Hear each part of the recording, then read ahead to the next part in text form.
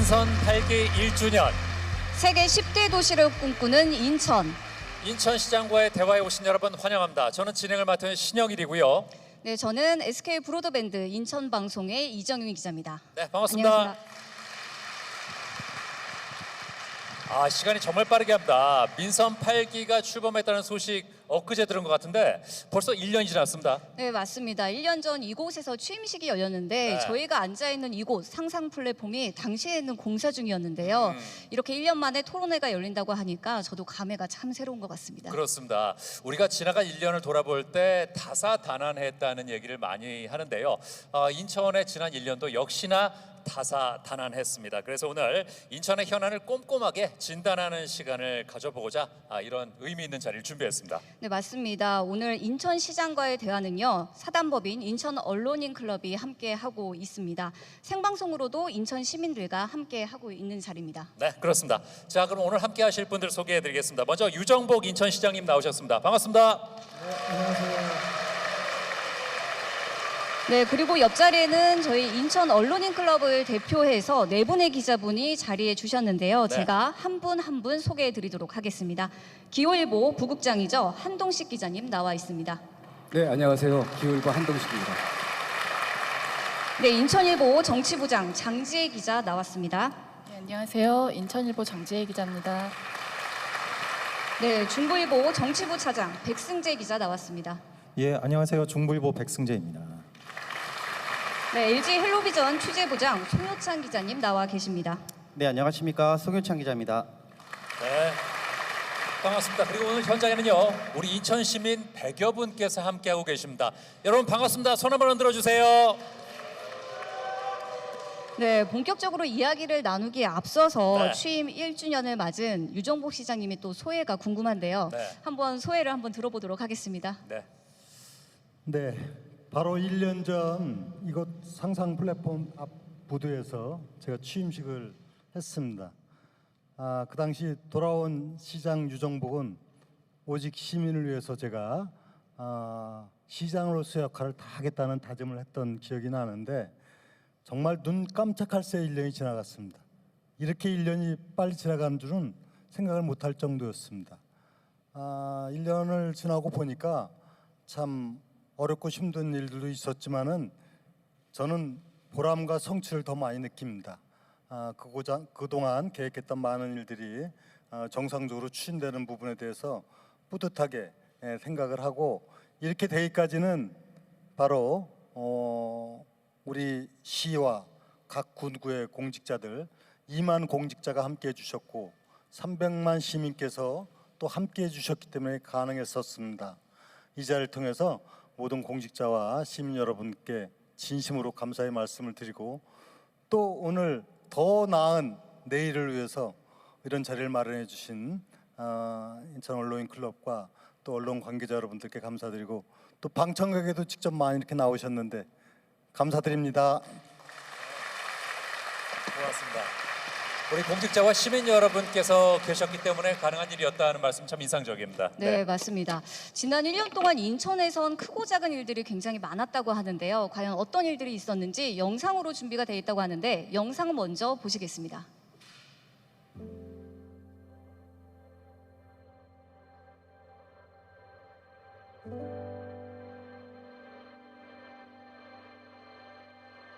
제가 이루고자 하는 시민의 꿈은 인천 시민이 행복한 사회. 제가 이루고자 하는 인천의 꿈은 세계 초일류 도시 인천을 만드는 것이었습니다. 이 어렵고 힘들고 불편한 분들이 불편하지 않은 사회를 만들어가는 것이 진정한 시민 행복이라는 것을 깨달았습니다. 산업화의 출발지였던 인천, 이제 제2의 인천을 꿈꾸고 있습니다. 지역 간 균형 발전, 계층 간 균형 발전, 세대 간 균형 발전을 이루어낼 겁니다. 제물포 르네상스를 출발점으로 바로 근대화 문물이 시작된 이곳, 산업화의 출발지였던 인천, 이제 제2의 인천을 꿈꾸고 있습니다. 소상공인, 자영업자, 그리고 중소기업인들이 눈물을 닦아드리는 시장이 되겠습니다. 훗날 유정박과 함께한 인천시는 이랬노라 하고 우리가 생각할 수 있도록 해나가겠습니다. 그 길에 여러분들이 함께해 주시길 바라고, 저는 이제 새로운 각오와 다짐으로 시민의 행복한 세계 조일류 도시 반드시 만들어가겠다는 약속을 다시 한번 드립니다.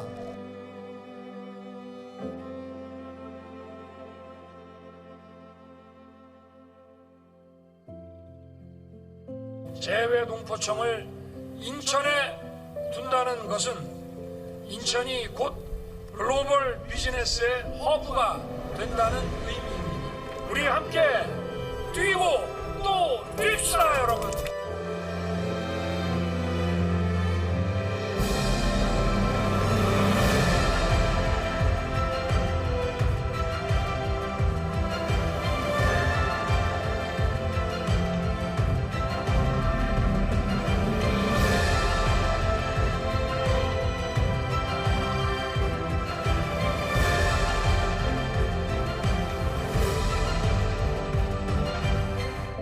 선서.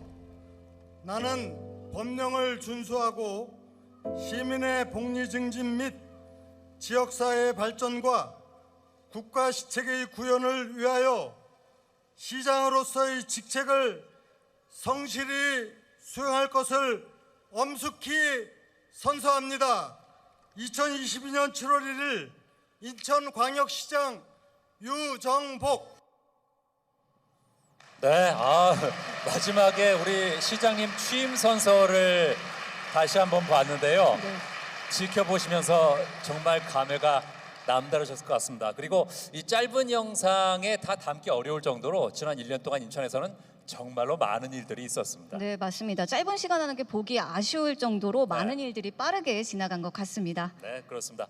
자, 이제 본격적으로 토론회를 함께 해볼 텐데요. 먼저 첫 번째로 이야기해볼 주제는 바로 발전하는 인천입니다. 네, 맞습니다. 오늘 무대에 나와 계신 기자들뿐만 아니라 지금 현장에 계신 시민들께도 저희가 질문하실 수 있는 시간을 드릴 예정이니까요. 시장님의 이야기 잘 들으면서 궁금한 이야기 있으시면은 함께 즐겨주시면 좋을 것 같습니다. 그렇습니다. 자, 오늘 함께하신 네 분의 기자들께서 과연 어떤 날카로운 질문을 준비하셨을지 저로 지금 굉장히 기대가 되는데요. 맞습니다. 누구보다 기자분들이 이 시장님과 함께 이곳저곳을 함께 다니면서 그렇죠. 인천 소식을 전했는데요. 그만큼 묻고 싶은 질문도 많으실 것 같고 네. 또 어떤 질문부터 해야 하나 고민이 많으실 것 같습니다. 네네. 그럼 먼저 한동식 기자님 먼저 질문해 주실까요? 네. 제가 첫 타자가 됐습니다. 첫 질문이 편안하게 질문하겠습니다. 좀 전에 눈 깜짝할 사이에 1년이 지났다고 하셨는데요. 취임 1주년을 돌아보면 만족스러운 성과도 있고요. 또 아쉬운 부분도 있을 텐데 민선 8기 1년을 맞는 유정복 시장님, 가장 꼽는 성과와 아쉬운 점은 무엇인지 매우 궁금합니다. 시장이 해야 될 일이 무엇인가? 저는 가장 중요한 것은 미래에 대한 어떤 비전을 설정하고 치밀한 계획을 세워서 이것을 현실로 만들어가는 사람이라고 생각합니다. 저는 작년에 취임하고 바로 인천의 비전을 설정하고 목표를 분명히 정하고 그리고 어떻게 일을 할 것인가 하는 시정 가치를 정했습니다. 그것이 인천의 꿈 대한민국 미래라고 하는 비전, 시민이 행복한 세계 조일류 도시를 만들겠다는 목표, 그리고 균형과 창조와 소통이라고 하는 시정 가치, 이것을 분명히 하고 이를 위해서 정말 혼신의 노력을 다 해왔습니다. 물론 일을 하다 보니까 참 어렵고 힘들 때도 많고 뜻대로 되지 않을 때도 있었지만은 1년을 되돌아보는 오늘 시점에서 보면은 그래도 대체적으로 정상적으로 모든 것이 추진되어 왔다는 부분은 굉장히 큰 보람입니다. 특히 이제 각종 그 현안들 푸는 것이 아주 중요하지 않습니까? 그동안 풀지 못했던 숙제들을 푸는 이런 과정들, 그리고 더 중요한 건 미래의 희망을 만들어가는 일들, 대표적으로 제니퍼 르네상스나 뉴욕 시티 프로젝트와 같은 큰 희망을 만들어가는 정책을 수립을 하고, 또 이렇게 하는 과정에 구체적인 성과들도 내왔죠. 사실은 인천이 이런 일을 하기 위해선 재정 기반을 확충을 해야 되는데 사상 최대의 국비와 교부세를 확보하고 인천시 미래로 가기 위한 행정체제 개편 작업도 순조롭게 지금 진행을 하고 무엇보다도 지난달에 재해동포청이 개청이 돼서 이제 인천이 300만 시민의 750만 재해동포를 품은 1000만 도시로 우뚝 서갖고 글로벌 도시로 가기 위한 이제 기틀을 마련하는 등 적지 않은 성과가 있었다고 생각을 합니다. 물론 어려움도 있었고 아직 아쉬움도 많이 있습니다. 가장 아쉬운 부분은 아무리 그래도 시민들의 행복 체감 지수를 가져야 됩니다. 그런데 지난 1년 동안 돌이켜보건대 우리 시민들이 충분한 행복 체감수를 느낄 수 있을 만큼 복지 분야 또 지금 힘들고 어려운 경제 상황을 극복하기 위한 부분 이런 부분들은 우리가 더 노력을 해서 시민들에게 행복한 현실을 보여드리도록 해줘야 됩니다. 이번에 그래서 저는 민생안정특별위원회를 구성해서 시장이 직접 위원장을 맡고 이제 노력을 해나가겠습니다만 이런 그 아쉬운 점도 있습니다. 이제 아쉬움은 극복하고 새로운 비전으로 만들어가고 우리가 해오던 좋은 점, 잘해온 점들은 더욱 개선 발전시켜서 남은 3년을 희망의 인천으로 만들어가고자 합니다. 네. 뭐 여러 가지 자랑할 거리가 많으신데 그래도 역시 그 시민들의 그 행복 체감 지수가 좀 올라갔으면 좋겠다 하는 말씀해 주셨는데 내년 이맘때에는 우리 인천 시민 여러분들이 더 행복해졌다 그런 뉴스가 좀 나왔으면 좋겠습니다. 자, 이어서 우리 장지혜 기자 질문해 주시죠. 네, 방금도 최고의 성과로 그 재해동포청 유치를 꼽으셨는데요. 이 재해동포청 유치는 또 인천 시민들에게도 큰 영광입니다. 하지만 또 이런 정부기관 하나 유치에 그치는 것이 아니라 또 여러 가지 그 추진 계획이 나와야 된다라는 얘기가 있거든요. 근데 이런 계획들이 좀 다소 추상적이라는 평가도 있습니다. 인천시가 어떤 구체적인 방안이 있으신지요? 네, 재해동포청 유치가 개청식이 지난 6월 5일 날이었으니까 한 달 전에 개청을 했습니다. 이제 한 달 된 상황인데 앞으로 가야 될 길이 참 멉니다. 그러나 분명한 거는요. 이 재해동포청 유치는 단순하게 정부의 기관, 청이 하나 인천에 왔다고 하는 의미 이상의 굉장히 큰 의미를 갖습니다. 아시다시피 750만 재해동포들의 이제 거점이고 활동 무대고 앞으로 대한민국의 희망을 만들어가는 동반자로서의 인천의 위치를 찾게 된 겁니다. 그래서 조금 기본적인 사항을 말씀드리면은 여기서 행정 편의 업무만 보는 것은 아니고 바로 이분들이 여기에서 인천에서 거주, 의료, 보건, 문화 이런 부분들이 이루어질 수 있는 웰컴 센터를 만들어 갖고 인천이 나의 진짜 대한민국에서의 고향이고 내 활동 무대구나 이걸 확실하게 인식시켜 주도록 하고 세계 지금 193개국에 있는 한인 회장들이 모두 인천에 자신의 고향처럼 느낄 수 있도록 하는 이제 우리가 사업을 진행을 합니다. 각 한인 회관들이 인천에 들어올 수 있도록 준비를 하고 있고 또 무엇보다도 가장 중요한 거는 이 재해동포들의 한상 네트워크 허브를 만드는 겁니다. 오늘날의 홍콩이나 싱가포르이 바로 화상 네트워크에 의해서 이런 세계적인 도시를 만들었습니다.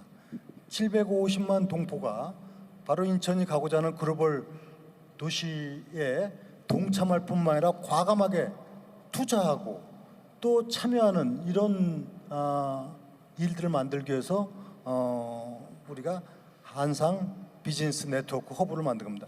조금 전에 대통령께서도 말씀하셨지 않습니까?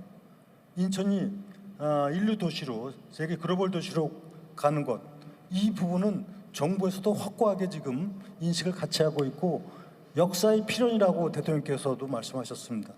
저는 반드시 인천이 놀라운 미래의 성장 발전을 이룩하는데 재해동포청이 역할을 할 것이라고 생각하고 제가 목표로 하는 시민이 행복한 세계 초일류 도시에 한 그 중요한 발을 내딛었다 이렇게 생각을 합니다. 지금 저 말씀하신 대로 이제 재외동포청이 개최한 지 얼마 안 됐잖아요. 네, 맞습니다. 시간이 지나서 정말 재외동포청이 인천 발전에 큰 역할을 했다. 우리 지역에 있어서 참 다행이다. 이런 얘기가 나왔으면 좋겠습니다. 자, 백승재 기자 질문해 주시죠. 아 예. 이제 반도체 특화단지 그 유치 지역에 관해서 좀 얘기를 해볼까 하는데요. 이제 조만간 이제 그 유치 지역이 발표될 예정이잖아요. 그런데 이제 타 시도에서도 유치 전에 이렇게 관련해서 한창이어가지고 인천에 과연 이 반도체 특화단지가 유치될 수 있냐 이런 약간 불안한 그런 그 시각도 있습니다. 유 시장님은 이 상황에 대해서 어떻게 생각을 하시는지 좀 말씀을 해주시죠. 제가 재동포청 유치하고 나니까 또 걱정도 많습니다. 왜냐하면 야 유정복이 유치를 잘하는데 앞으로 할 일들 다 하겠지 하는 기대감도 높은 것도 알고 있습니다. 지금 이제 재동포청 사실 힘든 과정이 있었지만은 우리 시민들의 힘으로 함께 노력해서 이루어냈습니다. 지금 앞으로 이제 일어날 일들이 반도체 특화단지가 있고 그 앞서서 바이오 캠퍼스가 있습니다. 이제 곧 발표가 될 텐데요. 그리고 반도체 특화단지가 있고, 그리고 고등법원, 해사법원, 그리고 이제 내년도에 에이펙 정상회의 이런 문제들이 지금 앞으로 도사리고 있습니다. 제가 결론적으로 말씀드린 것은 저는 혼신의 노력을 다하겠습니다. 시장으로서 해야 될 역할은 다 하겠습니다. 우리 시민들께서 함께 재동포청 유치 때 함께 뜻을 모아주셨듯이 함께 해주시기를 기대를 합니다. 그래서 100만인 서명운동도 지금 잘 진행이 되고 있습니다. 지금 말씀하신 반도체 특화단지는 대한민국이 살 수 있는 길, 대통령께서도 이번에 수출에 대한 강력한 의지를 말씀하셨지 않습니까? 인천도 바로 이 수출을 통해서 우리의 경쟁력을 높여나가야 되는 것이고, 반도체는 우리 주력 산업의 하나입니다. 바이오는 이미 바이오 의약품이 인천이 세계 1위 도시입니다. 반도체는 반도체 후공정, 이 패키징 분야가 세계 2위, 3위 기업이 인천에 있습니다. 엠코 코리아, 스태치팩 코리아, 이게 세계 2위, 3위 기업입니다. 그리고 반도체 후공정 관련 기업이 우리 인천에 1,300개가 있습니다. 이런 기반이 있는 데다가 이번에 반도체 특화단지를 전국에서 신청을 했습니다. 경쟁이 치열합니다. 그래서 제가 이 심사위원들이 저는 PT 설명회를 할 때 제가 직접 갔습니다. 전격적으로 갑자기 가서 제가 유치 필요성을 얘기하는데, 인천의 당위성을 얘기하는 중에서 여러 가지가 있습니다. 지금 얘기한 여러 가지 기반이 갖추어 있고 또 세계적인 공항과 항만이 있기 때문에 이런 물류 기반이라는 것은 다른 도시하고는 비교 불가능한 경쟁력이다 하는 점도 강조를 하고, 무엇보다도 강조한 게 우리는 110만 평의 땅을 지금 다 준비돼 있다. 바로 착공할 수 있다. 다른 지역하고는 이건 분명히 차별화돼 있다. 우리는 바로 즉시에 사업을 할 수 있다. 이렇게 제가 강조를 해서 설득을 하고, 그 후도 지금 우리 관련 부서 공무원들도 많이 노력을 하고 있습니다. 그래서 결과는 제가 여기서 어떻게 얘기할 수 있겠습니까만은 지금 최선의 노력을 다 해나가고 있고, 근데 이거는 이제 정부에서 몇 개 지역을 하느냐가 결정이 되지 않았습니다. 근데 우리나라 전체에서 지금 다 신청입니다. 인천은 인천의 논리가 있지만은 여기 또 다른 데도 다 논리가 있습니다. 그래서 우리는 우리가 갖고 있는 다른 데하고는 차별화된 그런 특성, 장점을 갖고 지금 정부하고 끝까지 최선을 다해서 유치전을 벌이고 있다는 점을 말씀을 드리고, 좋은 결과 있기를 시민 여러분들과 함께 기대해 봅니다. 네.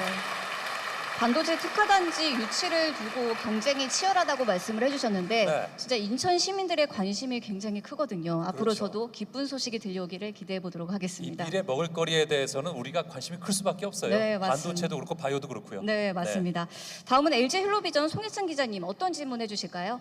네, 앞서서 일단 유치와 관련된 얘기들 많이 해주셨는데 저는 좀 공약을 좀 점검해 보자고 합니다. 일단 민선 8기의 어떻게 보면 핵심 공약 중 하나일 텐데, 제물포 르네상스에 대한 얘기를 좀 해야 될 것 같습니다. 계획대로라면 말 그대로 뭐 우리 원도심이라든가 경제자유구역 활성화, 여기에 내양 재개발까지 모든 뭐 이런 긍정적인 효과들이 좀 크게 나타날 것 같은데 아직 가시적인 성과가 사실 보이지 않는 게 좀 아쉽습니다. 이 부분들 좀 앞으로 구체화된 계획들이 있는지 좀 궁금합니다. 네. 민선 8기 1호 공약을 제물포 르네상스로 한 이유는 무엇일까요? 사실 저는 인천에서 태어나서 인천의 과거 역사를 잘 아는 사람입니다. 50여 년 전에 인천이 지금 바로 여기 중구, 동구 인구가 인천시 전체 인구의 50%가 넘었습니다. 지금은 인천 300만 인구에 동구가 6만이고 여기 지금 영종을 뺀 이 지역이 4만 5천 명입니다. 즉 인천시 인구의 3% 남짓한 상황입니다. 이것이 인천의 50여 년 동안의 변화된 모습을 보여주고 있습니다. 그러나 바로 이곳 제물포 1호는 1883년 개항을 통해 하고 대한민국의 근대화를 이끈 곳입니다. 자랑스러운 역사를 갖고 있습니다. 그리고 산업화를 출발시킨 곳입니다. 그리고 지금도 여전히 유효한 경쟁력을 갖고 있습니다. 지금 18부들을 비롯해서 저기 신항에 이르기까지 우리가 갖고 있는 항만은 우리의 굉장히 큰 경쟁력입니다. 고유의 문화와 역사성을 갖고 있습니다.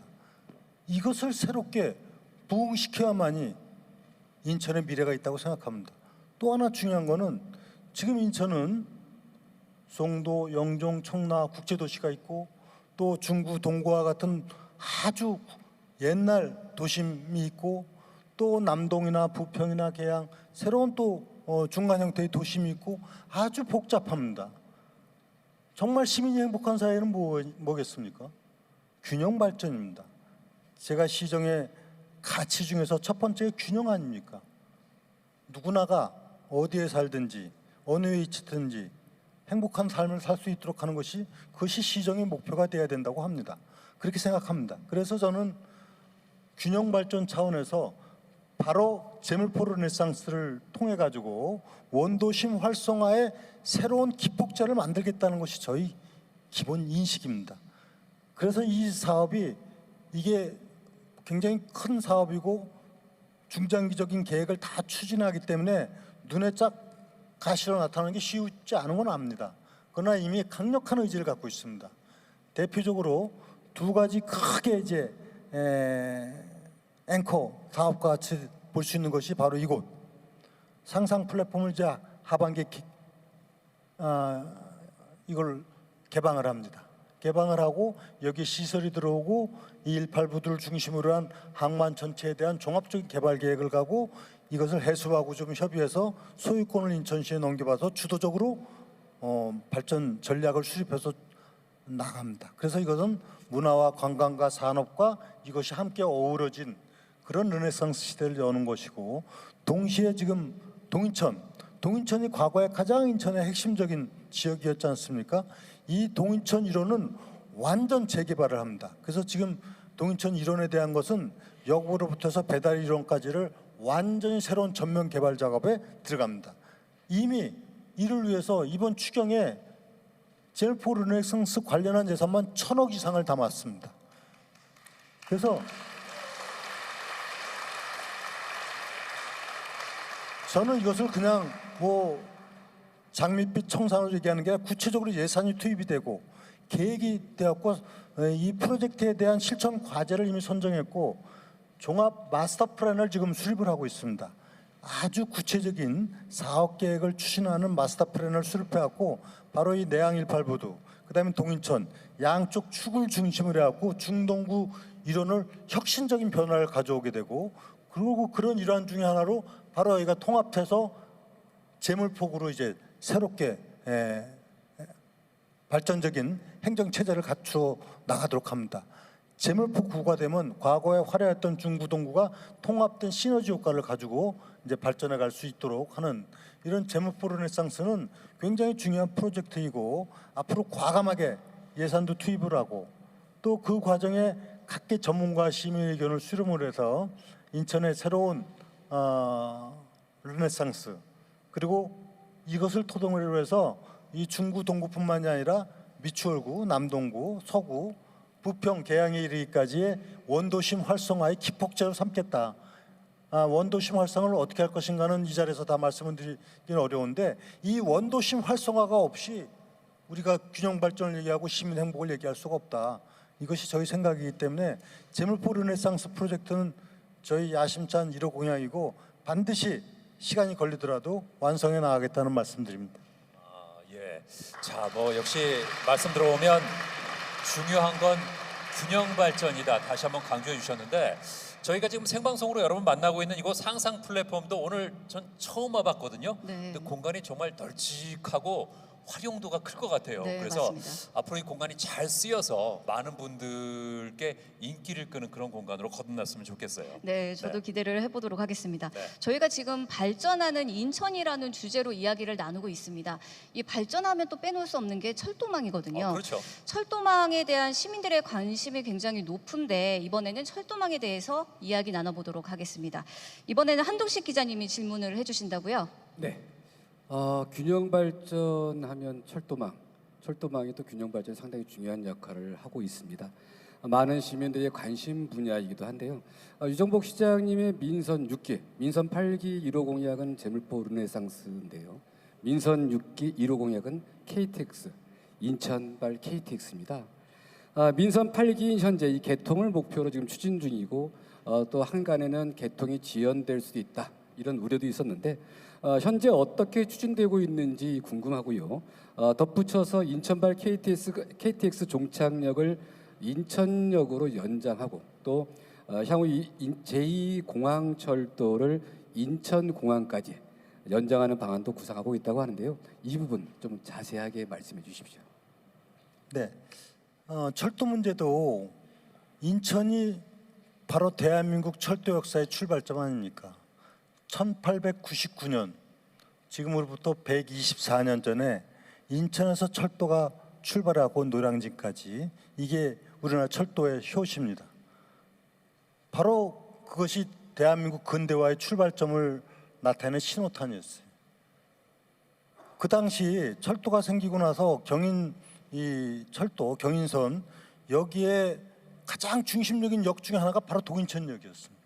그럴 정도로 이 지역이 갖고 있는 그 과거에 화려했던 시대를 상징적으로 보여주고 있는데, 이제 대한민국의 인구로 보면 세 번째 도시고 경제 규모로 보면 뭐 거의 두 번째에 해당되는 이런 큰 도시인데, 사실 여기서 출발하는 KTX가 돼 있지 않아서 제가 바로 9년 전에 시장 출마하면서 1호 공약이 인천발 KTX였습니다. 근데 누구도 그런 얘기를 해본 적이 없었습니다. 그게 어떻게 가능하냐 갑자기. 그런데 저는 연구를 했던 겁니다.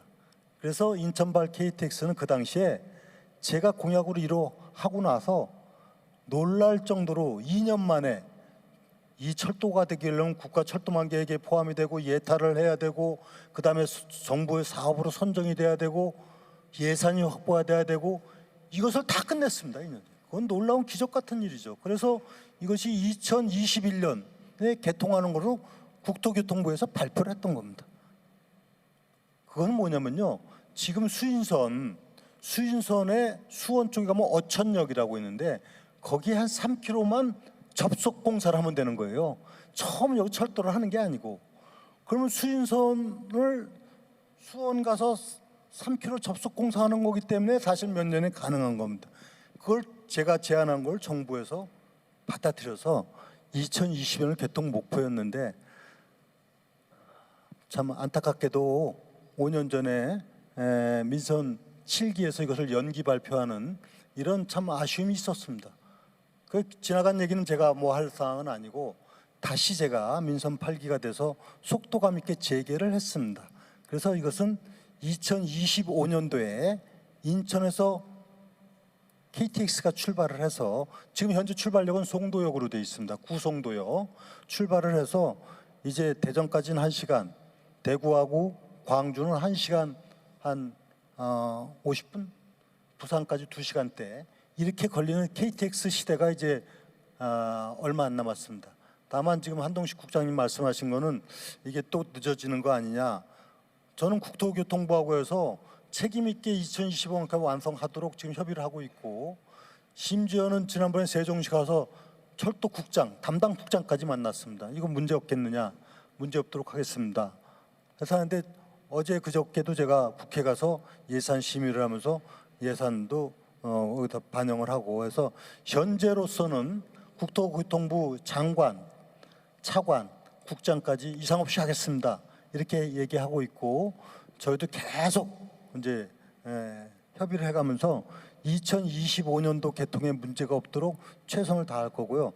그 다음에 지금 인천역까지 연장은 그 다음 단계의 문제이기 때문에 그것도 별도로 이제 협의를 하고 그거에 따른 계획도 잘 세워서 해야 될 문제다 하는 말씀을 드리고요.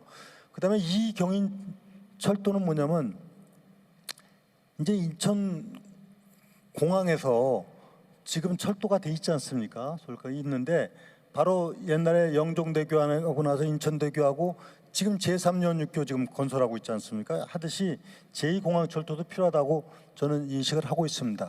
그러면 바로 공항으로부터 KTX 타고 아까 하면 전국의 주요 도시를 갈 수 있도록 하는데, 이것은 정부의 계획에 반영해야 되는 이런 절차적인 거를 지금부터 진행을 해서 추진해 나가겠다. 다시 말씀드린 인천발 KTX는 계획된 2025년 개통에 되도록 지금 철저하게 정부하고 협의하고 있다, 이렇게 말씀을 드리겠습니다. 네. 인천 시민 여러분께서 KTX를 이용하기 위해서 서울역으로 가는 분도 있고 광명역으로 가는 분도 있고 그랬는데, 정말 인천에서 KTX를 바로 탈 수 있다면 그거보다 반가운 소식, 눈이 번쩍 뜨이는 소식이 어디 있겠습니까? 네. 혹시 뭐 철도망 관련해서 또 다른 질문 있는 분 있으세요? 송혜정 기자, 예, 질문해 주시죠. 네. 네, 일단 뭐 KTX 얘기가 나와서 네. 일단은 인천에 또 철도에 대한 이슈들이 좀 많이 있거든요. 일단 뭐 계양역만 가시더라도 직접 또 시장님이 직접 또 현장도 방문하셨던 걸로 알고 있는데, 굉장히 혼잡하고 시민들이 출퇴근길에 많은 어려움을 좀 겪고 있습니다. 사실 이런 부분들을 좀 해결하기 위해서는 어떻게 보면 다양한 철도들의 연장 노선들이 인천까지 와줘야 되는 부분들이 있을 것 같은데요. 이 철도망 관련해서 뭐 앞으로 좀 추가적으로 나오는 계획들이 있는지 이 부분도 좀 궁금합니다. 이 일반 대중교통 수단 중에서 철도가 가장 효율적이죠. 많은 사람을 안전하게 이렇게 이동시킬 수 있는 수단 아닙니까? 지금 몇 가지 좀 말씀을 드리겠습니다. 뭐 시민들께서 굉장히 관심 갖는 상황이고 그렇기 때문에 제가 지난번에는 계양역 가서 아침에 출퇴근 상황도 다 점검도 해보고, 근데 매우 혼잡합니다. 그래서 그 부분은 일단은 이 혼잡도를 줄여 나가기 위해서 급행 그 철도 체계를 갖추어 나가도록 하는 부분은 이 철도는 차량을 일단 확보를 해야 됩니다. 그래서 지금 9편성 차량 편성을 준비해서 2025년까지는 이 소위 말하면 그 철도의 그걸 뭐라 그럽니까? 시간을 급속하게 단축시켜 나가는 것을 추진을 하고 있습니다. 9편성 체제를 추가적으로 한다, 이런 말씀을 드리고, 또 하나 이제 철도는 기본적으로 GTX B 노선이 지금 올 말이나 내년 상반기 안으로 착공이 됩니다. 이것도 민선 6기 때 어렵게 정부에서 철도망 구축 계획에 포함하고 예타 대상 사업으로 선정하고, 그래서 이제 확정이 됐기 때문에 이제 바로 착공이 들어가면은 2030년까지는 착공하려고 현재 계획으로 돼 있는데, 저는 이거 33자 그리지 말고 그 전에 맞추자, 이렇게 정부하고 지금 협의를 해 나가고 있습니다. 그래서 이거는 이제 송도 국제도시에서 출발한 GTX B 노선은 바로 시청역, 부평, 부천을 거쳐서 서울로 20분대 도착하는 이런 아주 광역 급행 철도망이죠. 근데 이게 이번에 역을 추가 하나 신설하는 것을 지금 추진합니다. 이제 국제도시 송도 외에 구송도 지역에, 그래갖고 왜 그러냐면 인천발 KTX하고 갈아탈 수 있도록 하기 위해서입니다. 인천발 KTX하고 갈아타서 이제 전국을 다닐 수 있도록 하는, 그래서 GTX B 노선은 계획대로 차질 없이 추진이 될 겁니다. 그리고 중요한 게 이제 GTX D 노선, E 노선, 이건 이제 검단, 계양 이 서구 쪽하고 전부 관련돼 있습니다. 이것은 현재 이 사업이 확정되는 과정을 거쳐야 되지 않겠습니까? 광역철도망 계획에 포함시키고 또 예비타당성 검토 결과 이것을 사업을 추진하도록 만들어야 되고 이런 거를 지금 전부 다 협의를 하고 있습니다. 이건 또 대통령 공약사항이기도 하고 저도 공약사항이고 또 국토부에서도 이 필요성에 대해서는 공감하고 있습니다. 그래서 GTX D노선 2노선도 추진을 해나가고 지금 현실적으로 막 어제 그제도 이제 협의를 했는데 당장에 막 불편한 것들 예를 들면 7호선 청라 연장 같은 경우는 지금 사업을 추진하고 있지 않습니까?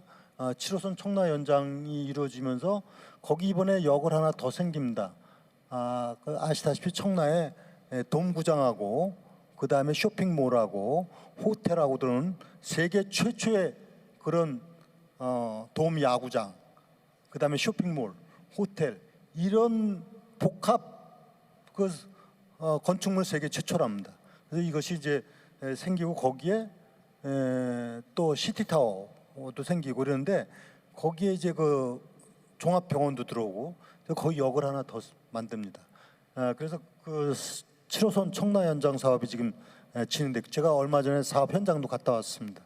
그리고 도시철도 1호선 검단까지 연장하는 것, 그 내운역까지 차질 없이 검단 연장을 하고 그 다음에 이제 그 서울 5호선을 새로 검단 김포로 연장하는 부분 이건 지금 노선 협의가 아직 확정이 안 됐습니다.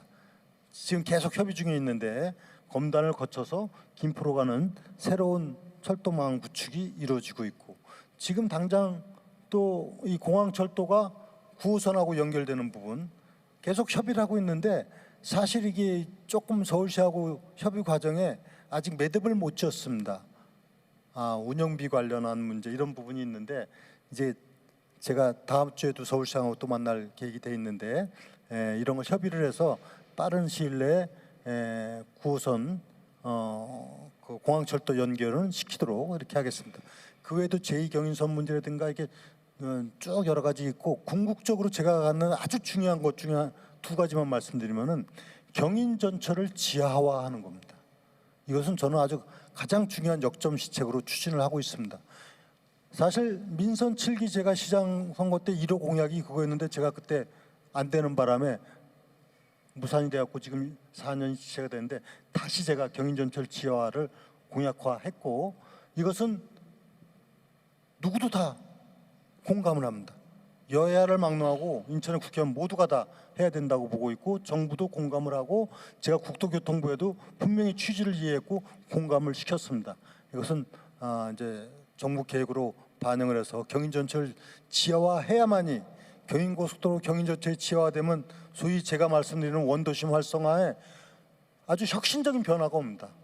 인천을 동서남북으로 가로막았던 경인전철과 경인고속도로가 지하화돼야만이 진정한 인천의 원도심이 제대로 됩니다. 이것을 저는 역점을 두고 또 하나는 철도가 무슨 서울 가기 위한 철도만으로 존재해서는 안 되지 않습니다. 도시철도 1호선, 2호선이 다 인천 철도 아닙니까? 3호선, 인천 내부 순환 3호선을 추진합니다. 그렇게 해서 이 철도를 통해서 시민들이 생활 편의라든가 또 지역 발전을 가속화시켜 줄 수 있는 이런 그 철도 정책에 대해서 아주 과감하게 정책을 추진하고 있습니다. 네, 인천시가 교통망 확충을 위해서 정말 다양한 사업들을 추진하고 있다고 말씀을 해주셨는데 네. 저도 계획들이 차질 없이 추진되기를 기대해 보도록 하겠습니다. 철도 관련 이슈만 해결이 돼도 우리 인천 시민 여러분들의 삶이 달라질 것 같아요. 네, 맞습니다. 아무래도 교통이나 도로 같은 경우는 시민들의 삶과 직결되는 문제잖아요. 그렇죠. 그렇기 때문에 시민들께서도 이 공약이 언제 실현이 될지 이렇게 기대감이 굉장히 높은데 예. 다음으로 인천의 도로와 교통 관련해서 질문들이 기자 있으신가요? 네, 백승재 기자님 얘기해 주시죠. 예, 시장님이 언급하신 그 경인고속도로 지하화에 관련해서 좀 더 여쭤보려고 하는데요. 아직 그 일반 시민분들은 그 경인고속도로로 이제 알고 계신데 그 인천대로로 이름이 바뀐 지 좀 몇 년 됐습니다. 그래서 모르시는 분들이 있어서 잠깐 말씀드린 거고요. 이 인천대로 일반화 사업이 1단계 사업이 지난 5월 착공을 했고요. 그리고 그 인천대로 이 지하화 사업 경인고속도로 지하 사업 최근에 이 해양안부 이 중투심을 통과를 했습니다. 그렇다면 앞으로 이제 함께 이 경인고속도로 인천대로죠. 이 경인고속도로 지하화 사업이 앞으로 어떻게 될지 이렇게 궁금한데요. 네, 제가 조금 전에 인천의 원도시 활성화, 균형 발전을 위해서 경인전철, 경인고속도로 지하는 반드시 해야 된다 말씀을 드렸지 않습니까? 민선 6기 때가 제가 추진해왔고 경인고속도로, 경인대로 일반화 사업이 그 당시 시작이 됐습니다. 여러분들이 경인고속도로 이렇게 가다 보면 일부가 이렇게 출입이 될 수 있도록 해놓은 거 아시죠? 이미 시작을 했습니다. 이제 본격적으로 사업이 들어가는데 지금 백 기자님 말씀하신 대로 1단계는 이제 착공이 됐고 2단계가 곧 착공에 들어갑니다. 이것이 이제 인천 항부터 시작해서 가자에서 가자 IC까지 쭉 하는 것이 지하화로다가 확정이 됐습니다. 그 지난해 말에 정부에서 확정을 시켜가지고 이제 착공이 돼서 지하화로 들어가고 지상 부분은 이제 여러 가지 다양한 시민들을 위한 편의 공간으로 다시 재창조가 되는 겁니다. 굉장히 획기적인 변화가 오게 되죠. 원도심이 이 고속도로로 막혀있던 부분이 다 이제 해제가 되는 겁니다. 그리고 동시에 지금 경인고속도로 남청라에서부터 신월 IC까지 이 부분은 지하화를 하는데 이건 서울시하고 정부하고 지금 사업 추진 협의를 하고 있습니다. 그래서 결국은 모든 경인 지하 고속도로는 지하로 다 들어가고 지상부는 일부는 일반 도로화가 되고 일부는 공원이나 녹지가 되고 일부는 다른 편의시설이 되고 이렇게 혁신적인 변화를 가져오게 되는 것이 바로 경인도로 일반화 지하화 사업입니다. 자, 정말 뭐 우리 인천 시민 여러분들의 삶의 질을 위해서라도 지상에 있을 건 지상에 있고 지하로 들어갈 건 또 지하로 들어가주고 그럼 참 좋을 것 같습니다. 예, 제가 최근에 또 반가운 소식 들었는데 인천에 국립박물관 개관 소식이 있더라고요. 장재 기자 관련 질문 있을까요? 네, 맞습니다. 네. 국립세계문자박물관이 최근 인천의 송도에서 문을 열었는데요.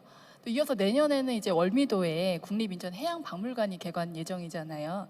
이렇게 되면은 국립박물관이 원도심에 하나 있고 또 신도시에 하나 이렇게 생기게 되는 셈인데 이 부분에 대해서 좀 어떤 유의미한 분석이 가능할 것 같습니다. 앞으로 이런 박물관들이 좀 어떤 역할을 하게 될까요? 제가 지난번 민선 6기 시장이 되고 나서 보니까 인천이 이렇게 대도시인데 국립문화시설이 하나도 없어요. 그래서 더군다나 미술관조차가 없어요, 인천에. 이건 굉장히 부끄러운 모습이었습니다. 그래서 제가 발벗고 나서서 국립세계문자박물관 유치원에 들어가고 시장이 직접 PT에 가서 제가 직접 했습니다. 깜짝 놀랐어요. 그래서 지금 지난 6월 말에 개관을 했죠. 국립세계문자박물관. 이거는 세계 세 번째입니다.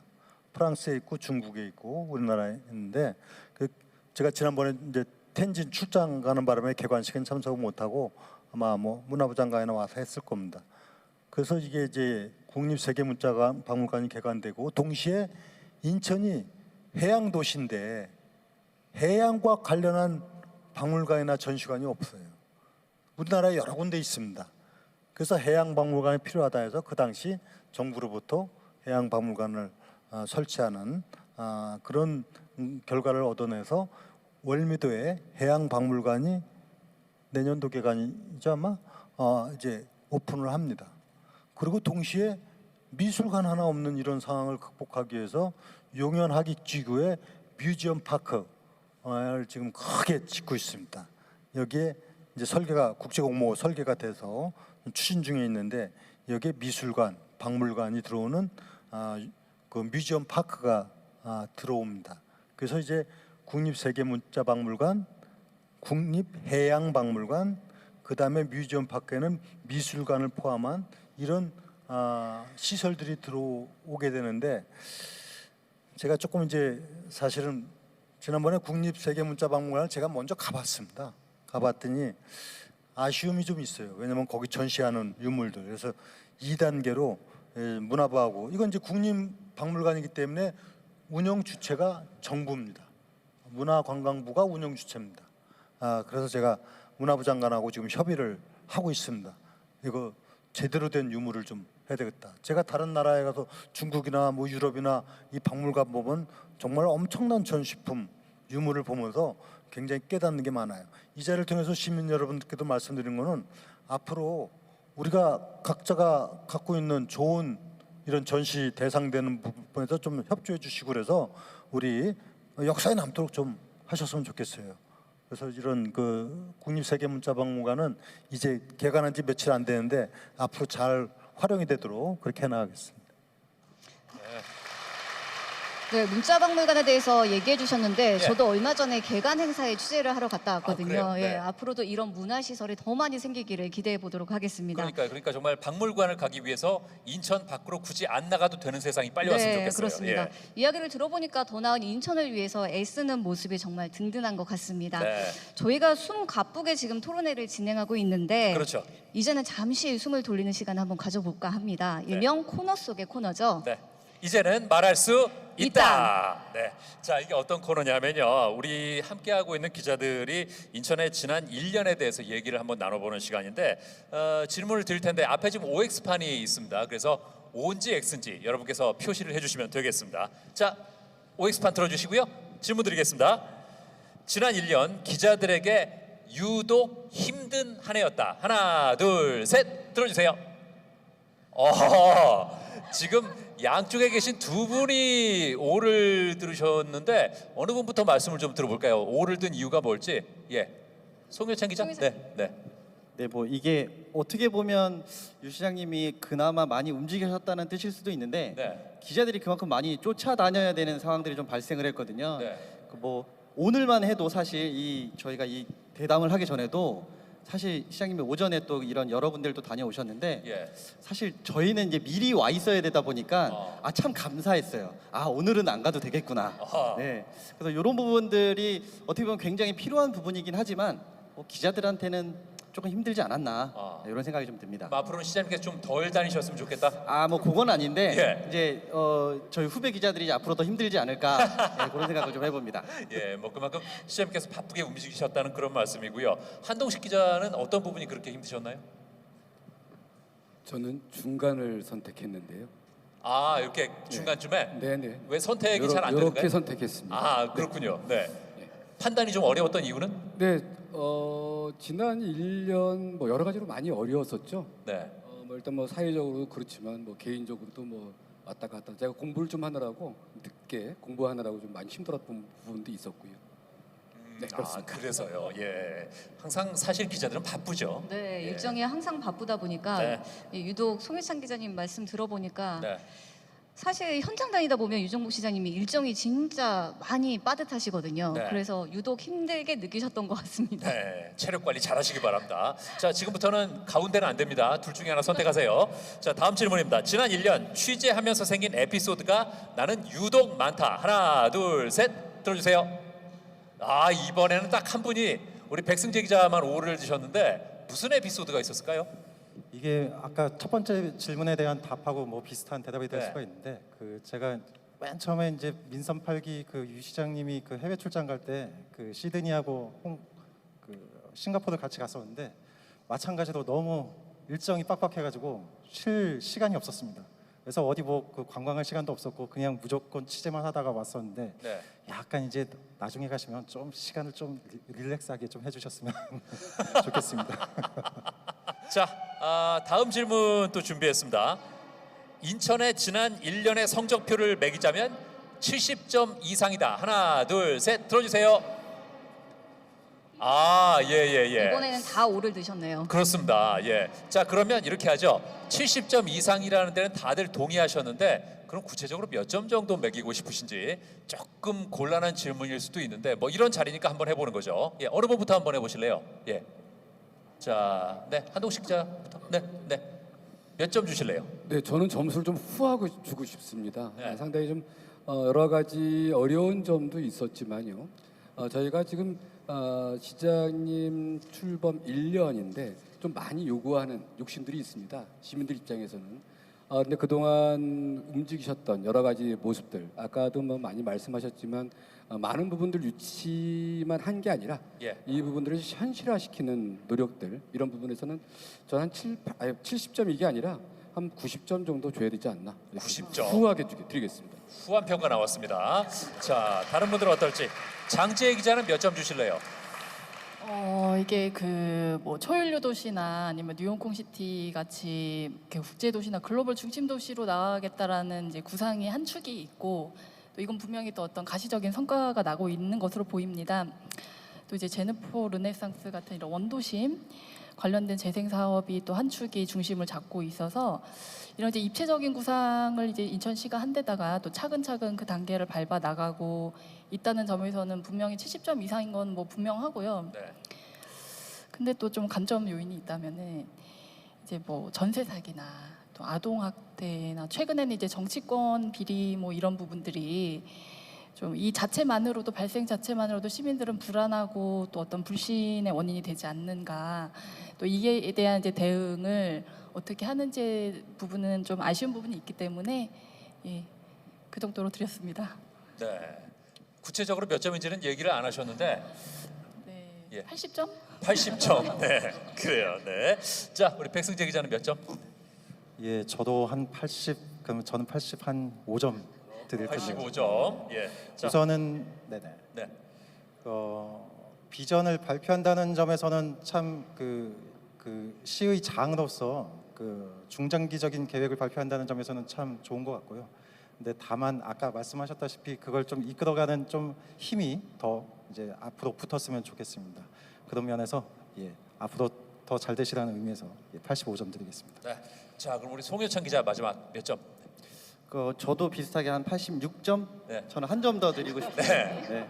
그러니까 뭐 살짝 아쉬운 점은, 그러니까 사실은 이제 그 민선 6기와 8기 사이에 공백이 사실 있었기 때문에 네. 그 연속성에 대한 것들이 조금 부족했거든요. 이런 것들을 좀 앞으로 더 메워가셔야 될 거라고 생각이 들어서 이 부분 더 노력 좀 해달라는 차원에서 86점 드렸습니다. 네, 그렇습니다. 뭐 바로 옆에 계시다고 뭐 점수를 후하게 무작정 잘 드릴 수도 없는 거고. 자, 우리 이번에는 시장님을 위한 시간입니다. 옆에 OX판이 있습니다. 지금부터 질문 드릴 테니까 그걸로 표시해 주시면 감사하겠습니다. 자, 민선 8기 지자체장 중에서 내가 그래도 일을 좀 잘하는 것 같다. 하나, 둘, 셋, 들어주세요. 예. 그럼요. 이런 자부심을 갖고 계셔야 됩니다. 그리고 지금까지 말씀하신 내용만 봐도 네, X를 정- 들 수는 없었어요. 네, 네. 워낙 많은 일들을 하셔가지고요. 그렇습니다. 네. 뭐 설명 좀 하시겠습니까? 뭐 설명은 필요 없는 것 같고요. 네. 제가 비교적 그 행정 경험이 많고 다양한 일을 해봤기 때문에 그 부분은 뭐 대체적으로 어느 누구든지 인정은 하는 것 같습니다. 그래서 그럴 만큼 제가 또 책임감이 굉장히 무겁다 이런 말씀을 드리겠습니다. 네, 그렇습니다. 자, 질문 하나 더 드리겠습니다. 다시 태어나도 인천시장에 도전할 것이다. 하나, 둘, 셋.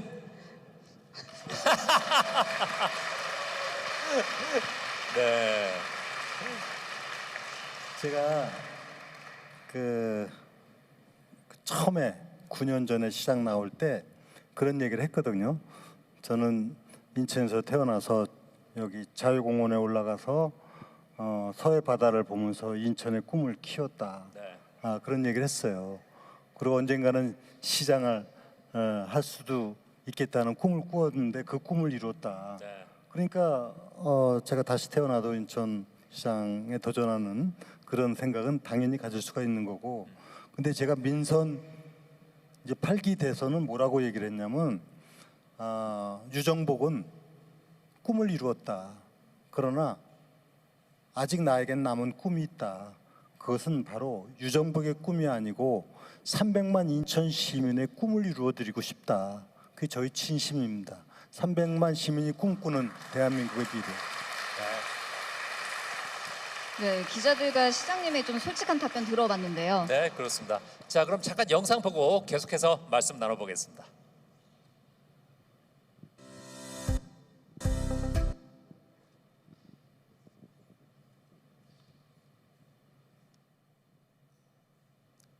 네.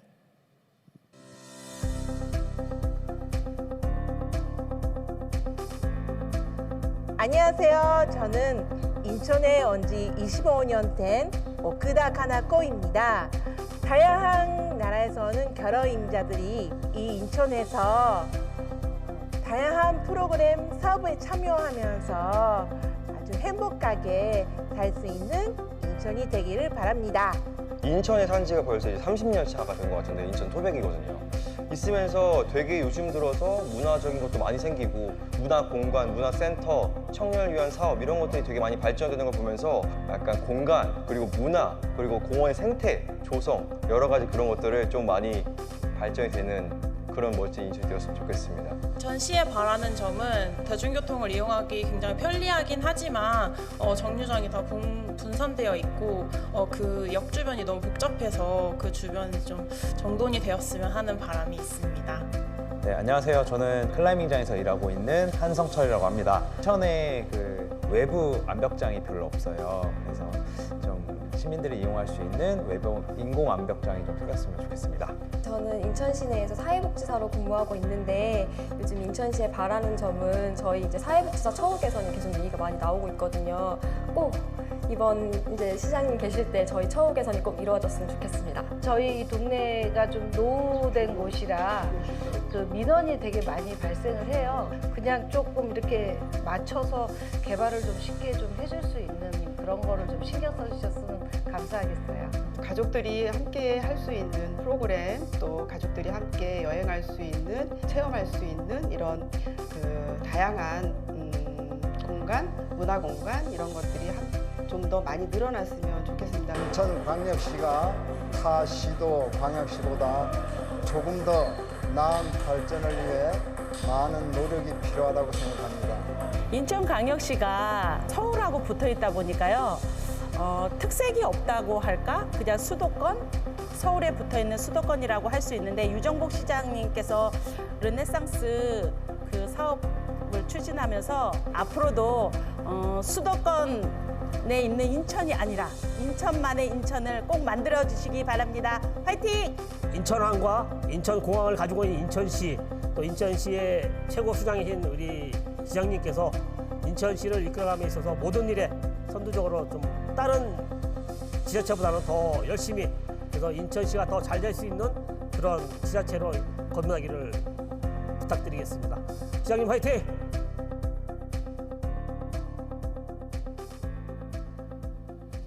네, 우리 시민들의 다양한 목소리 듣고 왔습니다. 시장님 어떻게 보셨습니까? 네, 여러 가지 다양한 말씀들을 주셨는데 제가 이렇게 다 정리를 또 했습니다. 예. 왜냐하면 저는 이 소통의 중요성을 강조하는 것 중에서 가장 중요한 거 경청이거든요. 그래서 제가 말씀하시는 걸 하나도 놓치지 않고 다 말씀드렸는데 다 좋은 말씀드립니다. 주신 말씀들 시정에 조금 발전적으로 반영해 나가도록 하겠습니다. 네, 시정에 잘 반영해 주시기를 기대해 보면서 저희는 바로 두 번째 주제로 공개하겠습니다. 이번에 저희가 나눠볼 이야기는 인천이 해결해야 할 과제입니다. 예. 인천이 지금 안고 있는 과제들이 좀 어떤 게 있는지 또 어떤 대책들을 갖고 있는지 이야기를 한번 나눠보도록 하겠는데요. 먼저 한동식 기자님 질문해 주시죠. 네, 좀 예민한 질문일 수 있습니다. 인사가 만사란 말이 있습니다. 시장님께서는 민선 8기 시정을 구상하시면서 인천 발전을 위한 적임자를 적재적소에 배치하기 위해 많은 고민을 하셨을 거라 보는데요. 하지만 최근 그 시장님 측근, 그러니까 정무직 공무원과 기존 공무원들 간의 갈등으로 공직이 어수선하다 이런 얘기가 들리고 있습니다. 이에 대한 시장님의 의견과 함께요. 내년 총선 출마를 겨냥한 이 정무직 공무원들의 이탈이 예상됩니다. 당장 이행숙 정무부 시장 같은 경우 서구갑 조직책 신청을 한 상태인데요. 행정두수가 발생하는 것 아닌지 우려도 있습니다. 이에 대해 시장님 어떤 생각이신지요? 네, 우리 한동식 국장님 말씀하신 대로 인사가 가장 중요합니다. 제가 수십 년 동안 조직을 경영하고 관리했던 사람이 그 중요성을 모르겠습니까? 인천시를 위해서도 그렇고 저를 위해서도 그렇습니다. 결국은 사람이 하는 일이기 때문에. 그런데 인사는 참으로 어렵습니다. 인사라는 게 보는 시각에 따라서 잘했다고 할 수 있고 잘못했다고 할 수가 있습니다. 그래서 여기에는 대원칙이 있어야 되는 겁니다. 그 대원칙을 우리는 적재적소란 말을 표현합니다. 근데 이게 법칙이 없습니다. 혼신의 노력을 다하는 겁니다. 대원칙 중 하나는 사실 거기에 부당한 일이 생기지 않도록, 즉 사심을 배제하고 어떻게 하는 것이 지역을 위하고 시민을 위한 일인가, 여기에 초점을 맞추는 것이 중요합니다. 공무원 인사의 경우는 저는 단언코 우리 직원들한테 얘기하지만 단 어떠한 부당한 외부의 청탁에 좌우되지 않습니다. 이미 다 공무원들이 압니다. 만약에 청탁을 하면은 그 사람은 불이익을 받습니다. 대신에 자기가 필요한 부분에 대해서 마음껏 의견 개진을 하고 조직 내에서 국장, 과장이 판단을 하고 동료가 평가를 하고 다면적인 검토를 통해서 아주 객관적으로 하려고 최선의 노력을 다하고 있습니다. 여긴 조금도 그 원칙에 벗어나 본 적이 없습니다. 그런데 일반 공직자 말고 이제 소위 말하면 외부에서 충원해야 되는 정무직이라든가 임기직이라든가 이 개방형 공무원들 또는 공무원이 아니라도 민간 공사, 공단, 출자, 출연기관 다 있지 않습니까? 참 어려운 문제입니다. 그래서 여기서는 이 문제를 갖고 뭐 장황하게 얘기 드릴 수 있는 상황은 아닌데 저는 모든 정보망을 가동시키고 최선을 다하려고 노력을 하고 있습니다. 그러나 보기에 따라서는 뭐 좀 좋은 평가를 하지 않을 경우도 있다는 것도 알고 있습니다. 그러나 그보다 더 나은 대안이 있다면 저는 지금이라도 과감하게 하겠다. 분명히 말씀을 드립니다. 그래서 어느 누구라도 건강한 얘기는 좋습니다. 그래서 인사는 이런 어려운 점이 있지만은 앞으로도 지금 말씀하신 거 유념해서 정말 최선을 다해서 인사를 하고자 노력을 한다. 그리고 이제 일반 공무원하고 외부에서 충원 공무원이 일장일단이 있습니다. 일반 공무원들은 경험이 많고 다양한 이런 행정 경험을 통해 갖고 안정적인 조직 운영을 해나가고 일을 해나가는 대신에 뭔가 시민의 시각에서 보는 혁신적이고 이런 부분이 약할 수가 있습니다. 이것을 보완해주기 위해서 외부 충원하도록 제도가 돼 있는 겁니다. 이것을 적절히 조화를 할 필요가 있다는 말씀드리고 또 이제 일부 공직자 중에서 출마를 위해서 이제 정치적 길을 가겠다. 그거는 개인의 정치적 판단에 의해서 길을 갈 수 있습니다. 이 부분은 이것도 그렇게 생각합니다.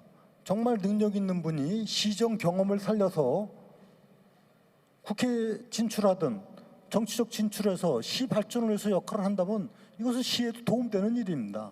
그래서 저는 능력 있고 또 잘하는 사람이 자기의 정치적인 진출을 하고자 한다면 그것은 인정하고 또 잘 되도록 하는 것도 그것도 시장의 책무입니다. 다만 그렇게 한다 하더라도 그 시정에 뭐 어떤 문제가 없도록 후속 인사를 적시에 잘 해가면서 시정 안정을 도모해 나가겠다 이런 말씀을 드립니다. 네, 인사의 중요성 다시 한번 강조해 주셨고요. 자, 이어서 장재희 기자. 네. 대한민국 최초의 경제자유구역이 인천 경제자유구역이 올해로 지정 20년을 맞았는데요. 이거에 대해서 좀 질문 드리겠습니다. 송도는 바이오고 또 청라는 수소, 영종은 항공 이렇게 좀 특화해서 잘 성장하고 있는데 다만 아직 이제 교통 인프라가 좀 부족하다거나 또 베드타운 중심 아니냐 이런 지적도 있습니다. 그래서 두 가지를 좀 여쭤볼 텐데요. 지난 20년을 어떻게 평가하시는지 그리고 이 경제자유구역의 바람직한 발전 방향 어떠신지 좀 말씀해 주십시오. 네, 인천 경제자유구역은 20년이 되었는데요. 그동안에 상당한 발전을 일으켜 온 것이 사실입니다. 그냥 수치로 얘기한다면 대한민국에 9개 경제자유구역이 있는데 인천을 제외한 나머지 8개가 투자 유치 규모를 다 합해도 인천의 반도 안 됩니다. 그럴 정도로 인천은 우리나라 경제자유구역의 선도적인 그리고 핵심적인 그 발전의 역사를 이루어 왔습니다. 그리고 지금도 말씀하셨다시피 바이오는 세계 1위 도시가 됐고 그 외 미래 성장 동력들을 지금 찾아가는 일들이 많이 있습니다. 물론 국제기구가 15개가 들어와 있고 해외 대학이 5개가 들어와 있고 기타 외국과 관련한 많은 일들이 있고 제동포청이 유치되고 이런 그 경제자유구역 내 송도의 위치도 있고 청라는 아까 말씀드린 대로 이제 새로운 수소를 비롯한 새로운 산업 분야 그리고 이 지역이 문화적인 새로운 미래 성장 동력 그리고 영종은 뭐 말할 것도 없이 복합 리조트 3개가 지금 건설됐거나 건설 중에 있는 것을 비롯해서 이 지역은 사실 반도체 산업단지도 영종 110만 평을 유보지를 해놨습니다. 거기 한삼 드림 아일랜드를 비롯해서 굉장히 지금 이루어지고 있는 일들이 상당히 많습니다. 그래서 이런 모든 부분들이 사실 인천의 미래 그 글로벌 도시를 향해서 가는 방향에 문제가 없을 것이고 20년이 지났기 때문에 우리가 새로운 20년을 준비하는 지금 계획을 세워서 추진해 나가는데 분명한 건 이것입니다. 인천이 갖고 있는 경쟁력은 여기에 세계적인 국제공항 항만하고 연계해서 글로벌 도시로 키우는 그런 경제자유구역을 만들어 간다. 이런 야심찬 계획이고 지난 20년 동안 상점벽해의 역사를 이룬 거 사실 아닙니까? 이제 앞으로 다가올 20년은 이것을 뛰어넘는 새로운 도약의 시기를 맞이할 준비를 하고 있고 제가 보건대는 이런 부분들은 인천이 지금 갖고 있는 시정 목표하고 잘 맞춰서 잘 추진될 것으로 전망을 하고 있습니다. 네, 저희가 지금 인천이 해결해야 할 과제에 대해서 지금 짚어보고 있는데 인천의 최대 현안하면 또 수도권 매립지 종료를 빼놓을 수 없을 것 같습니다. 현재까지 상황을 보면 그렇게 쉽지는 않은 상황인데 이거에 대해서 좀 질문하실 기자분이 계실까요?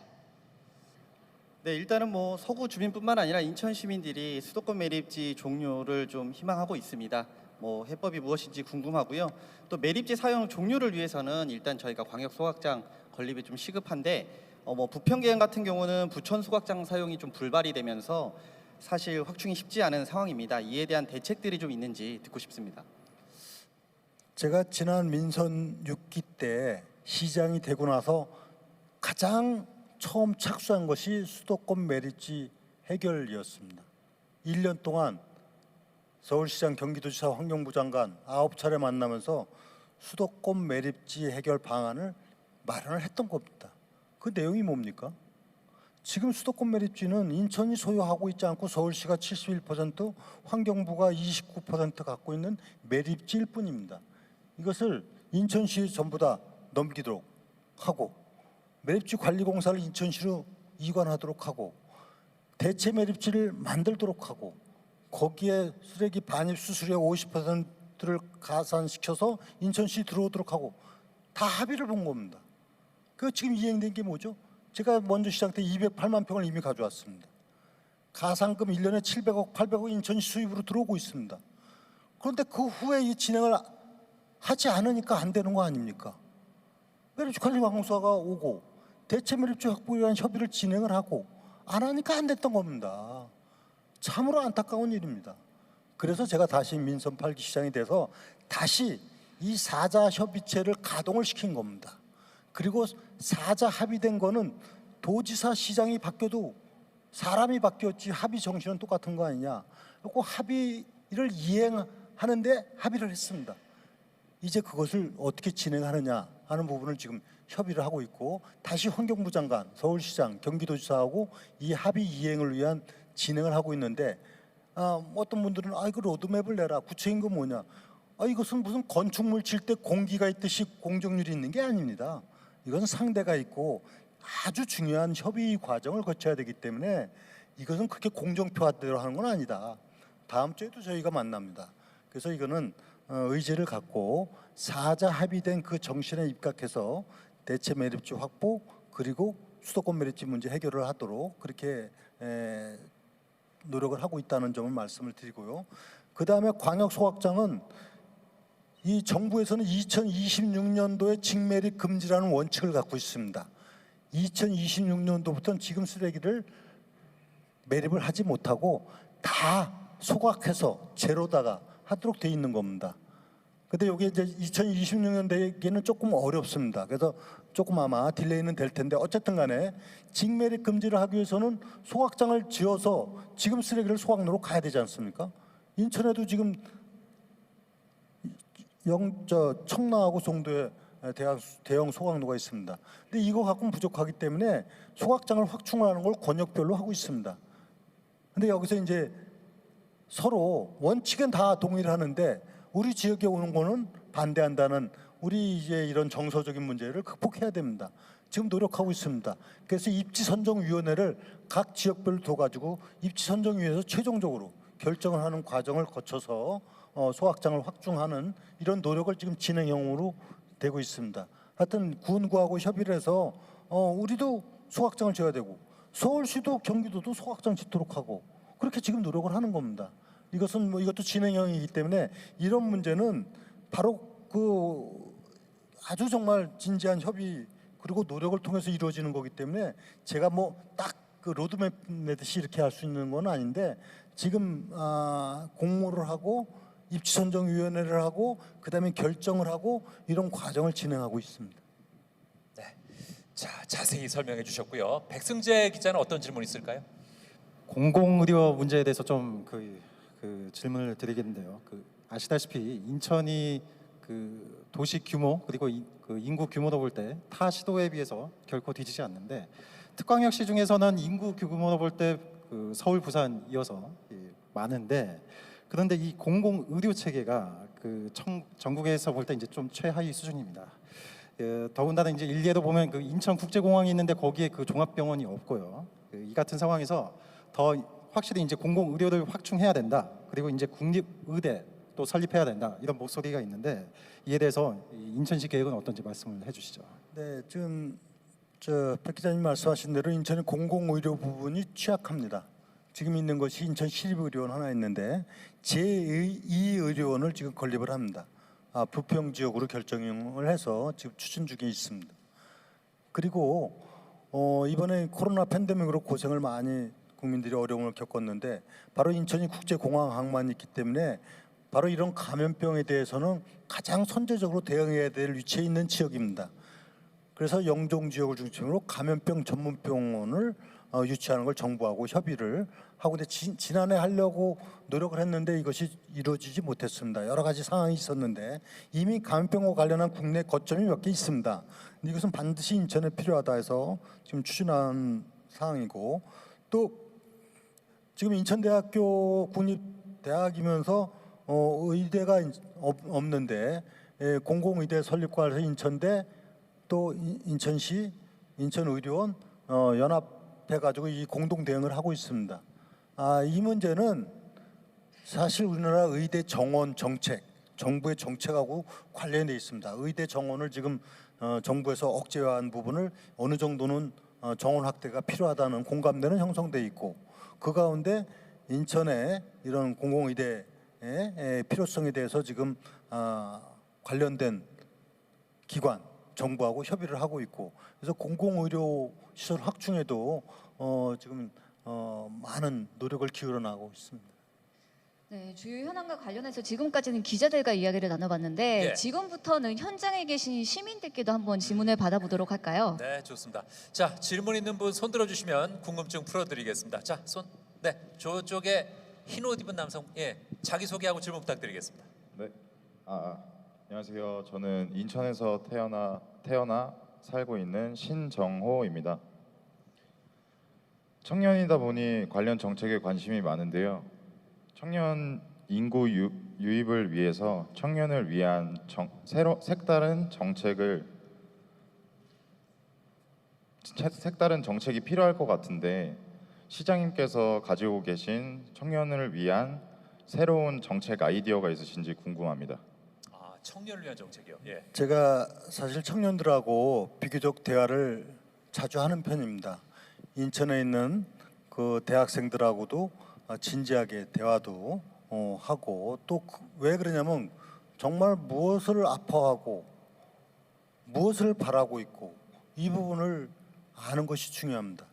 대체적으로 이해하고 있습니다. 많은 이제 그 만남을 통해서 지금 청년들의 미래에 대해서 불안해하고 있고 또 현실이 참 어렵고 그래서 이런 문제를 추진해 나가기 위해서 시에서는 일반적으로 하는 정책들 다른 데서도 하는 부분들이 있지만 좀 더 강도 높게 해서 금년에도 청년과 관련한 예산을 1,000억 이상을 투입을 해갖고 다양한 정책을 합니다. 그 가운데서는 이제 가장 이제 현실적으로 취업, 창업 그리고 주거 안정 문제 이런 문제에 대해서는 대응을 해 나가고 있습니다. 그런데 이 청년들이 인천의 경우는 중요한 게 실제 청년 유입 인구가 유출 인구보다 많습니다. 인천은. 근데 청년 인구 수는 조금 주는 게 출산율이 저하가 되면서 전체적으로 숫자는 적지만 인천으로 들어오는 청년이 많습니다.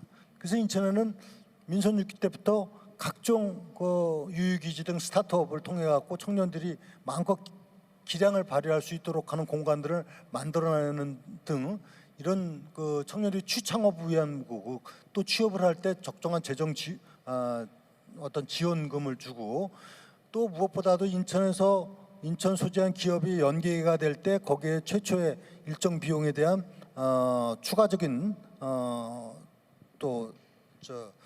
급여를 지출하도록 하는 문제 등등을 추진하고 있는데, 저는 청년들에게 이렇게 얘기를 합니다. 좀 과감하게 도전하고 또 자신감을 갖고 미래를 개척하는 모습이 필요하겠다 해서 이번에 특색 있는 정책 중에 하나가 청진기 프로젝트입니다. 청년들 해외 진출 사업을 합니다. 인천시에서 최초로 하는 건데 앞으로 100여 명, 만약에 더 성공적이면 그 이상으로 해서라도 해외에 1억 시주 갖고 내보냅니다. 올해부터 시작합니다. 그리고 과감하게 도전해서 여러분들이 갖고 있는 능력을 마음껏 발휘해가지고 그것이 결국 인천의 미래 발전, 대한민국의 발전에 도움이 되는 겁니다.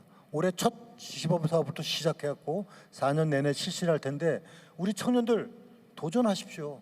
과감하게 하십시오. 그리고 여기에 대해서 크게 책임 묻지 않겠습니다. 자신감을 갖고 해외 진출 사업을 해서 저는 대한민국이 청년 10만 명을 해외로 보내야 된다는 그런 생각을 갖고 있는 사람입니다. 그래서 인천을 이런 세계적인 도시로 키워나가고 청년의 꿈을 키워나가는 데도 도움이 될 것이다. 그래서 앞으로도 좋은 정책을 계속적으로 발굴해서 청년들이 희망을 가질 수 있도록 해나가겠습니다. 네. 청진기 프로젝트가 잘 진행돼서 다른 지자체에서도 좀 벤치마킹을 하는 그날이 빨리 왔으면 좋겠습니다. 네. 자, 또 다른 분 질문 있으세요? 네, 이번엔 어느 분께 질문을 좀 드려볼까? 예, 여성분께 질문 드리겠습니다. 예. 네, 저는 인천 연수구에 살고 있는 김상이라고 합니다. 저는 두 아이를 키우고 있는 워킹맘인데요. 최근에 발표된 우리나라 출산율이 0.79명으로 좀 심각한 수준으로 알고 있습니다. 그래서 게다가 인천은 그 평균 출산율에도 아직 못 미치고 있는 상황인데요. 물론 시장님께서는 4명의 자녀분을 두셔서 과거의 출산율에 높이는데 일조하신 걸로 알고 있는데요. 저처럼 일하면서 육아까지 전담하고 있는 워킹맘의 경우는 이 말로 표현할 수 없는 어려움들이 참 많습니다. 일을 하면서 느끼는 이 어려움을 해결할 수 있는, 그래도 아이를 키우면서 걱정 없이 일할 수 있고, 그리고 나아가서 이제 늦동이를 살짝 생각할 수 있는 그런 정책, 인천만의 정책이 있으면 말씀해 주십시오. 네, 우리 대한민국이 지금 제일 큰 앞으로 다가올 고난, 이 재앙이라고 할까요? 이게 저출산입니다. 우리나라 지금 합계 출산율이 0.78인데 이게 OECD 국가 중에서는 압도적 꼴등이고 전 세계 꼴등입니다. 참 이거 암담합니다. 작년에 24만 9천 명이 태어난 거는 10년 전보다 반입니다. 이렇게 갖고 우리나라 미래가 과연 어떻게 될 것인가 하는 이런 기로에 서 있습니다. 그런데 정부에서는 15년 동안 280조를 쏟아부었다고 합니다. 그런데 사실상 출산율은 급전직하하고 있습니다. 저는 정말 고민 많이 하고 있습니다. 인천시에서 어떻게 할 것인가 해서 제가 지금 특단의 사실을 연구를 하고 있습니다. 여러 우리 부서하고 그다음에 연구기관하고 해서, 근데 이거 아직은 발표할 단계는 아니고, 하여튼간에 이 문제는 인천시 정부에서 어떻게든지 통상의 방법으로는 되지 않겠다 하는 생각을 갖고 있습니다. 그러나 통상적으로 할 수 있는 것이 예를 들어 출산 때 출산 장려금을 지원하는 문제로부터 해서 그다음에 영아 유아 보육과 관련한 문제, 그다음에 학생 때 쭉 하는데 결국은 왜 출산을 안 하느냐, 나서 이 아이가 정말 당당하게 사회의 일원이 될 수 있도록 잘 자라날 수 있는 사회 환경이냐, 이 문제와 관련되는 거거든요. 특히 부모 입장에서는 이 보육 문제 이런 게 대단히 중요합니다. 지금 몇 가지 정책은 추진하고 있습니다. 예를 들어 보육 문제만 하더라도 일반적인, 그러니까 우리가 공립 보육 시설을 지금 대규모로 확대하고 보다 더 안정적으로 아이들을 맡길 수 있도록 하고, 야간이나 또는 휴일에도 맡길 수 있도록 하는 이런 군구에 설치를 하고 이런 다양한 정책을 하는데 이런 정도 갖고 출산율을 제고시키기에는 한계가 있습니다. 그래서 제가 조금 더 근원적인 문제를 좀 정리가 되면 이제 시민들께 발표를 하려고 그러는데 어쨌든 간에 참 우리 시민들이 가장 힘들어하는 부분이 이 부분이라는 것을 알고 있고 대책을 마련되면은 제가 시민들에게 이 사항을 발표를 곧 하겠습니다. 네, 고맙습니다. 손을 들어주신 분들이 많이 계셨는데 저희가 참 질문하고 싶은 건 많은데 생방송이라 시간이 정해져 있어서 더 이상 기회를 드리기 조금 어려울 것 같습니다. 여러분께 양해를 좀 부탁드리겠습니다.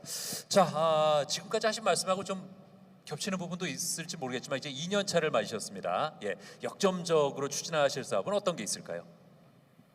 제가 취임하면서 목표를 세운 거는 뭐 단년도 목표가 아니고 4년의 목표이자 어떻게 보면은 인천시의 먼 훗날까지도 생각한 목표이기 때문에 1년 지났다가 또 새로운 걸 뭘 하나 이렇게 할 일은 아닙니다. 오히려 지금 제가 세운 목표, 계획 그리고 각종 프로젝트 이것을 차질 없이 진행하는 것이 중요합니다. 저는 어떤 일을 하는데 뭐 대외적으로 과시하기 위해서 일을 하지 않겠습니다. 저는 분명히 그렇게 얘기를 하고 있습니다. 다음 세대를 생각하는 정치인이 되겠다. 오직 지금 어떻게 평가받는 게 중요한 것이 아니라 훗날 유정복이라는 사람이 이렇게 일해왔다 하는 것을 평가받고 싶은 사람입니다. 그래서 이렇게 그냥 대외적으로 보여주기 위한 행정을 하는 게 아니라 이제는 과감하게 꼭 미래를 위해서 필요하다면 제가 어렵고 힘들더라도 그 길을 가겠습니다. 그것은 이미 말씀드렸습니다.